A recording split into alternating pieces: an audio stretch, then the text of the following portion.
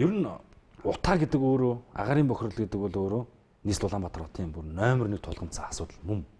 Үнэхээр одоо утаанаасаа салахын нийслэлчүүд тэр чиглэлийг хүсэж байгаа. Энэ бол одоо ялч анхаарал татсан юм шиг юм уу? Яг таны энэ хийсэн энэ зүйлийг одоо хотоос ч юм уу, улсаас ч юм уу одоо удирдлагууд нь яаж хүлээж авч байгаа? Хууль эрх зүйн орчинд бий болох тэр боломж олцоо хэр байна? Одоо ер нь массаараа хэрэглэхэд ямар хуу цаг шаарддаг вэ? За их хурлын дарга бол их сайхан хүлээж авсан. За. Тэгээ одоо уул нь очиж үзье гэж байсан. Цаг төлөвлөсөн байсан. Тэгсэн чи яг явах цагт өдөр нэг байгалийн он цаялтаа үзэгдэл гэдэг ингээд хотоос гарахыг хориглоод дараа нь тэгээд өмнө говь аймаг руу хойшлуулшгүй ажил гарлаа гэдэг ингээд очиж чадаагүй. Тэгвэл маш их ойлголцож байгаа. Би 3 удаа орж уулзсан. Юу зориг сайттай бас уулзаж ярилцсан. Эрчим хүчний сайттай. Бид бол хууч хамт ажиллаж байсан шүү дээ. Нэг яамд нэг кабинетд ажиллаж байсан. Ерөнхийдөө л дэмжиж байгаа. Тэгэл нэг тиймэрхүү л байдал. Энэ тогтолцоонд бас асуудал байна тийм ээ. Тогтолцоо шийдэл ганц төлөвш биш тийм. Тэгээд би агаарын бохирдлыг бууруулах үндэсний хороонд санал тавьсан. За. Та нар даргаан тэр агаарын бохирдлыг бууруулах үндэсний хорооны дарга нь одоо байгаль орчин ногоо хөгжлийн сайд байж байгаа. Бүр бол шууд ерөнхий сайд өөрөө удирддаг. Нарийн бичгийн дарга нийслэлээсээ тавьчаач. Нийслэлийн орлогч дарга тэрднийг тавьчаач. Та нар ингэж ажиллах юм бол наадах ажил чинь ингэж урагшаа явна, урагшаа хараад явна. Тэгээд тэнд нэг цэвэр агаар сан гэдэг нэг юм төсвийг барьцдаг. Тэгээд тэндээс нэг юу яахгүй өмнөх удирдлагууд нэг мэдчихэж шүү дээ. Бас асуудал ороо явцсан. Тэгэнгүүт нэг дараагийнх нь удирдлагууд айгаад ерөөс нэг тохирогч гаргадаг. Тэгээ одоо мөнгө нь тэнд ингэ байж идэг. Наан нь болохоор бол юу н нийслэл нь бол юм хийчих гээд ингээд үзээд байдаг. Нэг иймэрхүү байдалтай байгаад байгаа. Тэгээд энийг бол одоо ингээд яасан. Одоо бол тэр бүтц рүү орчих юм бол агаарын бохирдлыг бууруулах үндэсний хороо бол нийслэлийн хоёр гар нийлж ажиллах юм боломж өрдөж байна. Тэгээд нийслэлийн төсвөөс шийдэн төгөр гаргаад юу яагаад тэгээд миний энэ технологиг эрчим хүчний яамтай самтарч ажиллах хэрэгтэй. Эрчим хүчний яам энергетикийн зоохнуудыг энэ технологи руу шилжүүлэхэд их мөнгө орохгүй шүү дээ энэ чинь. Оюуны өмчийн патент нь байна. Надаас зөвшөөрөл аваад тэгээд зүгээр л нэг их засварын хэмжээнд л хийчих ажил байхгүй. Тэр газ генератор гэдэг нэг доор нь ингэж байрлуулаад тэгэл яг уу дулааны горимд бол ямар ч өөрчлөлт орохгүй.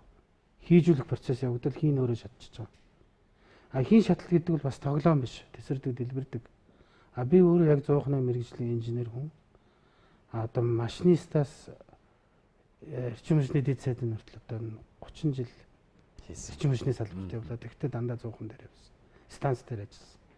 Тэгэхээр энэ одоо тэр хоёр дахь агаарын коэффициент агаарын одоо нэг шатлалтын шаардлага хангасан хандлын агаарын өгч чадахгүй бол хий чин хоримтлагдж хагаад аюултай тийм концентрац үүсгэхийг хинт дэлбэрдэг байхгүй. Тэр нь бол асар аюултай.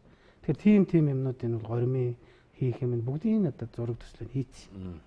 Энэ бол хүний оюуны л өмч байгаа. Би нэг 100хан дээр туршаад одоо амжилттай ажиллаад явж байгаа. Хоёр дахь 100-аа шилжүүлсэн. Энэ бол одоо усаас нэг дөрөгч авалгүйгээр ингээл хийсэн ажил. Одоо бол хүмүүс яагаад ханаг нэг Бүрэг Баатар бизнес хийх гэж ингэж байна. Би бол оюуныхаа өмчийг өгөө, үн төлбөргүй өгөө. Энэ хийцэн батлагдчихлаа. Оросууд одоо хийх гэж чадаагүй тийм үү? Энэ ингээд батлагчлаа. Энэ зуухнууд нь өөрөө Монгол зөндөө байна. Одоо бүр тэр уул ширэмтэй зуух шүү дээ чинь. Нэг танкны гинж шиг юм явдаг шүү дээ. Нүсэр одоо юм тийг ажилуулах цахилгаан энерги тэгээд гарч байгаа шалаак нэгэд дутуу шатсан баахан аймаар юм бардаг байхгүй. Тэрийн 5 км-ийн цаана аваач нууранд хаяад буцаагаадаас ийм бассейн таядгийг. Энэ илүү дутуу баахан юмнуудад алга болоод хийн шаталт явагдаад дараа нь одоо экологийн цэвэр төлсний гол түүхэд кокс гараад ирж байгаа. Хагас кокс. Тийм ашигтай технологи гарсан юм шүү л гэл ингээл 3 жил явлаа. Тэгээ одоо дэмжигддэггүй. Нэг юм нэмээд хэлж. Манайх одоо би бүр Twitter утсан дээр аргаан бараад ингэж юу яасан. Утаа алга болоогүй гэдгийг өглөө болгон надад сануулж байгаа гэж. Тэгээ одоо жиргэшнэр бол намайг мэдэх баг. Алга болоогүй шүү нөхөр гэж над руу утаатай үед тий. Тэгэхээр би энийг бол бүр барьж аваад үзэж байгаа юм л. Ямаа хийчихсэн одоо ингээд төр засгийн дэмжлэг хэрэгтэй байгаа. Тэгээд утааг одоо ингэхээр одоо ингэ мартчихдаг байхгүй. Одоо мартсан шүү дээ. Бүр айл хэзээ мартсан. Уул нь бол би 5 сар танаа нэвтрүүлгээр таныг ярахаар санаад бас л хэлжсэн байхгүй. Энэ одоо ингээд юм мартдаггүй шүү. Тэ? Угаасаа яг Ингэж одоо ингээд одоо нөгөө хурдмаар гээд яваад гэн тэ. Тэгжээс 8 сар боодог ингээд амралтан ингээд тэгээд 9 сар алангууд хүүхдийн сургууль гээл ингэж гинтхэн утаа гараад ирэнгүүт гинтхэн ухаарсан юм шиг бүгдээрээ бичдэг. Сонио хэвлэл сошиал ертөнцөөр л одоо энэ утаа.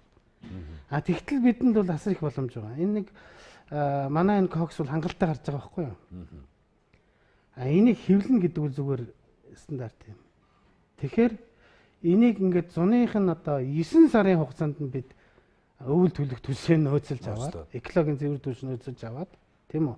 Төр засгийн бодлого одоо ингээд байдаг бол нийслэл хот бүгд хамтран хууль эрх зүйн орчноо шийдэж байгаа шүү. Тийм. Тэгээд ингээд тэд нар ингээд яагаад тэр улсын төсвүүдээр байдаг мөнгө байдаг юм бол тэрнийг урьдчилгаа өгөөд за нөхөр мөнчид тэдний тоон төлш өгнө шүү. Одоо маа 10 чамаг өгчл чамаас авна гэсэн л баталгаан чухал байхгүй. Тэгвэл тэр нөгөө хувийн хвшлийг энэ нөгөө цуг мохоо өөрчлөө. Одоо юугаа яан штэ. Нөгөө төлшөө бэлдээд эхлэн штэ. 100 жанга бэлдэн тийм үү. Тэгэхэд нөөцтэй болчих واخ. Одоо ингээд мартчихаар нөгөө хідэн үйлдвэрүүд нь ч гэсэн мартаа явчихж байгаа. Нөгөө утаагүй төлш үйлдвэрлэдэг. Манайх бол ажиллаж байгаа л да. Манайх бол 100 жангаал ажилтгийг.